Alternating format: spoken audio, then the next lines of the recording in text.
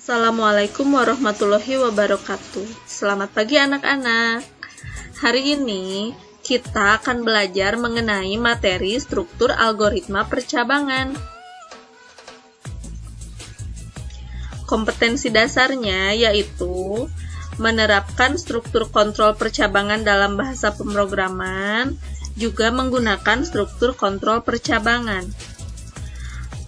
Adapun tujuan pembelajarannya, melalui diskusi serta melihat tayangan video, siswa dapat menggunakan struktur kontrol percabangan dengan baik, membandingkan algoritma percabangan satu kondisi, dua kondisi, dan percabangan bersarang dengan benar dan percaya diri, menganalisis kontrol percabangan dengan tepat, dan membuat program sederhana dengan menggunakan kontrol percabangan dengan benar dan percaya diri.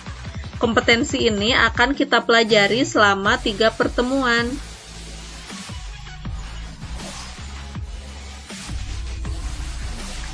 Nah, sekarang kita lihat apa sih yang dimaksud dengan algoritma percabangan. Algoritma percabangan adalah salah satu instruksi dalam algoritma yang digunakan untuk memberikan pilihan kepada program. Perintah mana yang harus diproses dan perintah mana yang harus dilewati sesuai dengan kondisi yang diberikan.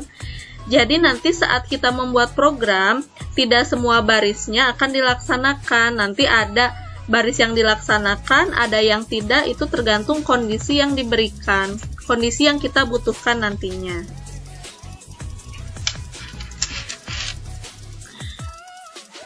Untuk strukturnya sendiri bisa kita lihat if, kondisi, then, pernyataan 1, else, pernyataan 2, and if.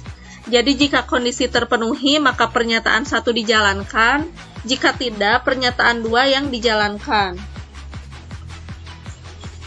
Sekarang kita lihat apa itu kondisi.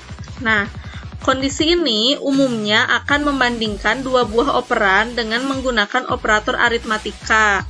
Contoh operator aritmatikanya seperti ada lebih besar, lebih kecil, lebih besar sama dengan, lebih kecil atau sama dengan, dan tidak sama dengan. Jadi nanti dua buah operannya akan dibandingkan menggunakan salah satu operator tersebut. Contohnya, if nilai lebih besar sama dengan 75, then write Anda lulus, else write Anda gagal, and if. Nah, di sini yang disebut kondisi yang mana? Yaitu nilai lebih besar sama dengan 75.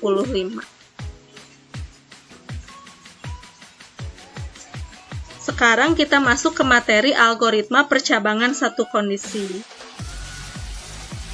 Supaya lebih mengerti, kita langsung masuk ke studi kasus, yaitu buatlah algoritma untuk menentukan usia balita. Jika usia lebih kecil atau sama dengan 5 tahun, maka dia itu balita. Kita akan coba membuat algoritma menggunakan pseudocode dan juga menggunakan flowchart. Pada pseudocode, kita lihat ada programnya namanya cek usia, lalu dideklarasikan variabelnya adalah variabel usia dengan tipe data integer. Dia di sana di read usia. If usia lebih kecil sama dengan 5, then write balita. Jika tidak, langsung end. Di flowchartnya juga sama. Di sana ada mulai, read usia, lalu ada kondisi, apakah usia lebih kecil dari 5? Jika iya, maka print balita. Jika tidak, maka dia selesai. Seperti itu.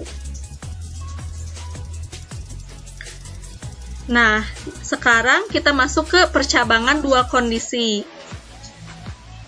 Pada percabangan dua kondisi, kita juga langsung akan mencoba masuk ke studi kasus. Studinya adalah Fatihah ingin memakan kue, tapi dia hanya suka kue rasa coklat. Jika kue mempunyai rasa coklat, maka Fatihah akan memakannya. Jika bukan coklat, Fatihah tidak akan memakannya. Nah, sekarang kita buat flowchartnya dan pseudocode-nya.